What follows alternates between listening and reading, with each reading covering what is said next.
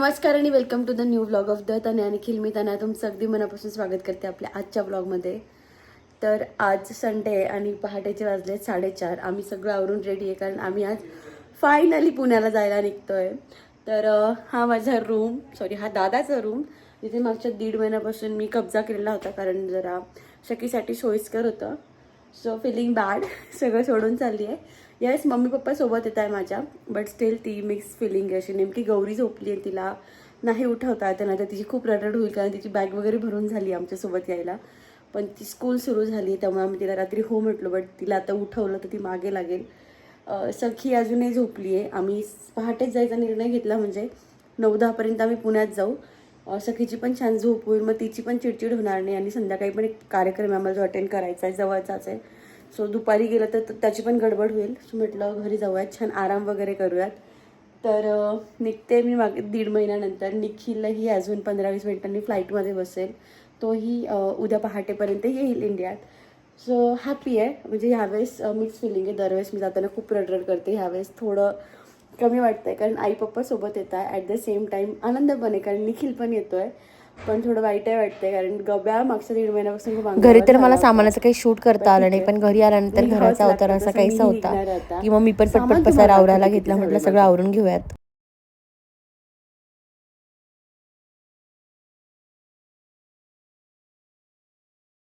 घरी येऊन मला 1 तास झाला आहे. माझा पूर्ण घाम निघाला. अवतार तुम्ही बघू शकता.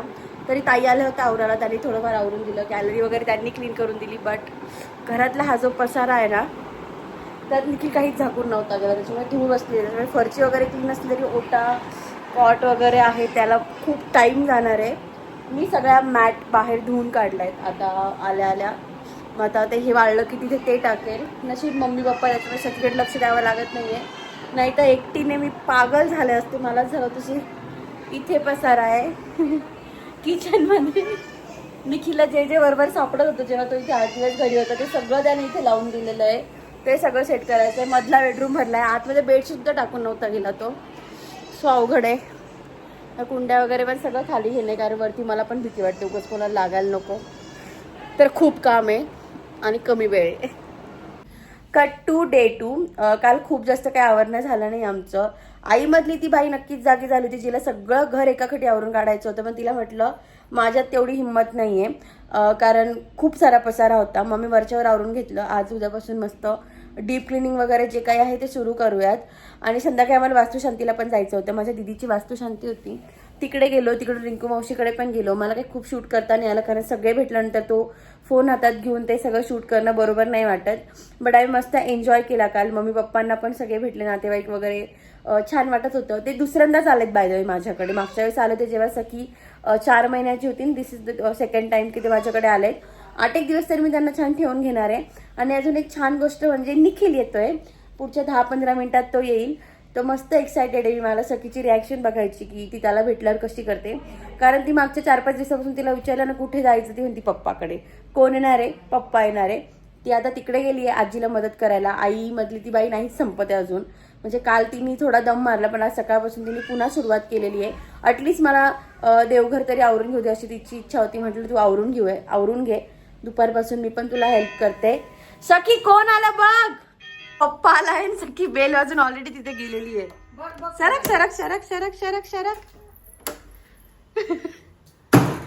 कोण आहे सखी? सखू कोण आलं? काय ग, कोण आलं? सखू रडते काय? ब्लॅक रिॲक्शन आहे. मला वाटलं हसेल, खुश होईल. ए बाबू कोण आलं? कोण आलं?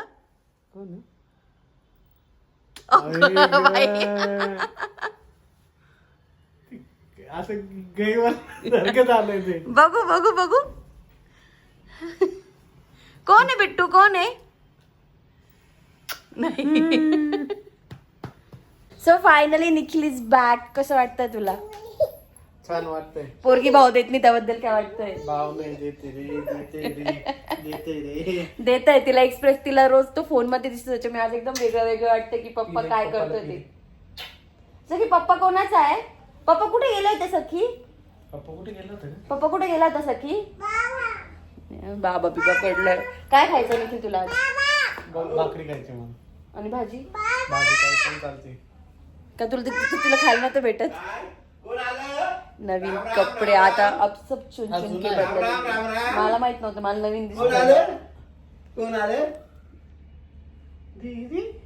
कोण आहे सगळी? बाबांना सांग कोण आला. पप्पा. अरे नाही ना बाबा बाबा कोण आले? नाही अगं बाई कशी पलटली पाहिली ना लगेच. काय काय मम्मम देऊ? अच्छा बाबांचं नाव सांगते चल, मला. आपण जा. फिरायला जाऊ. बाबा भूर चालले ना. नाही चाल बाबा चाल जाऊ दे बाबा चाल बाबा. बाबा भूर चालले. तुम्ही दार उघडा ती लगेच येईल. बाबा चालले भूर. काय तुझे पप्पा आले ना? तुझे पप्पा आले ना आता? मग आता तुझे पप्पा आणि तू बस. असंच चालणार आहे दिवसभर. But stay tuned. Cut to direct संध्याकाळ. निखिल आला होता सकाळी 10-10:30 वाजता. कर हाय कर एकदा. तुला नाही म्हणत त्याशिवाय. कर हाय. हाय. कोण आलाय सखी? पप्पा. तर निखिल आला तर 10-10:30. त्याच्यानंतर आत्ताशी असा वेळ मिळालाय जो आमच्या शेजारी बसलाय बोलतोय ना. तर सकाळपासून तो ऑफिसच्या मागे होता. मला वाटलं होतं जेटलॅग लागेल, 1-2 दिवस माणूस उठत नाही की काय, बट तसं काही नाही झालंय. ओके एकदम माणूस. सो निखिल कसा होता तुझा मागचा 1.5 महिना? किती मिस केलं की नाही आम्हाला? आणि मिस केलं. पहिले 3 आठवडे काय वाटलं नाही, म्हणजे सगळे माहिती करता फिरता सगळं करत गेलं. पण मग नंतरचे 3 आठवडे हळूहळू जड जायला लागले. मग हळूहळू सखीची आठवण. ती एक तर फोनवर बोलत पण नव्हती, असे बघायची आणि पळून जायची. मग ते काही अवघड होऊन जायचं.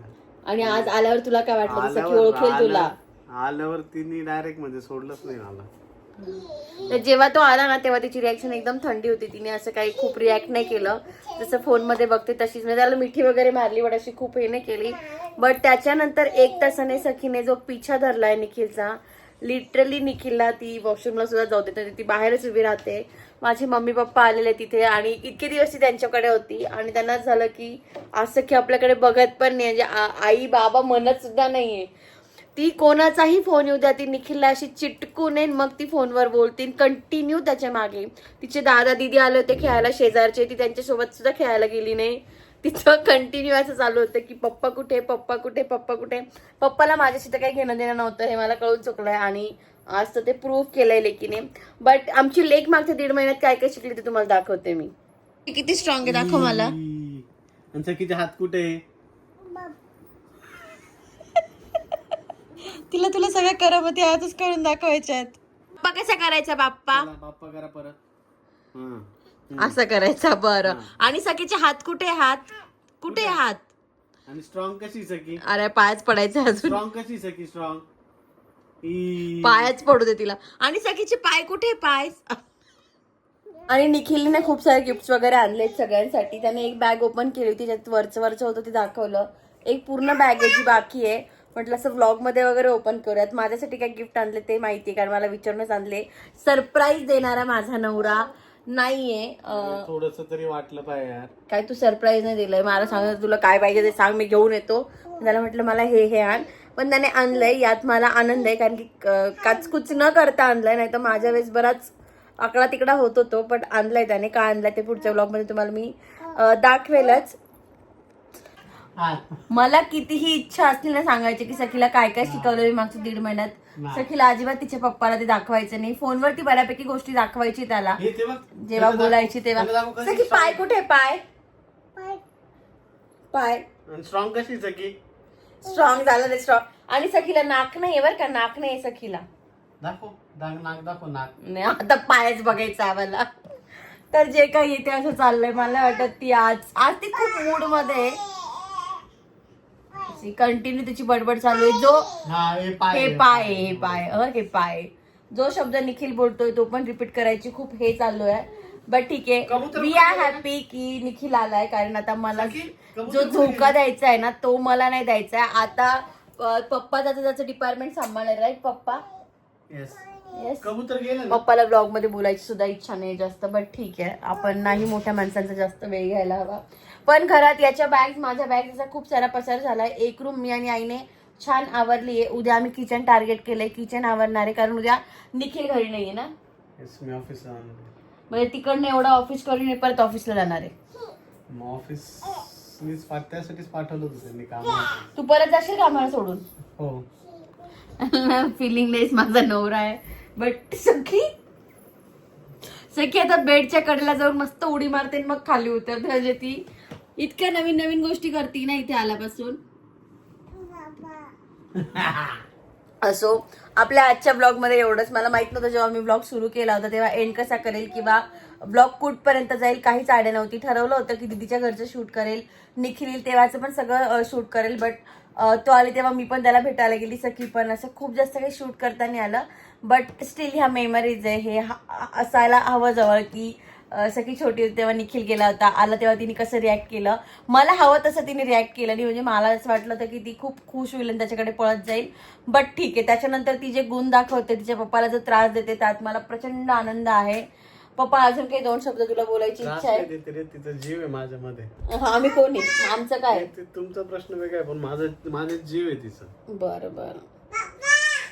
काय पप्पा काय बंद. हा बंद शिकलोय, पुन्हा खोलून दे शिकलोय. म्हणजे असं नाही की ती तेल लाव काही नवीन शिकली ती.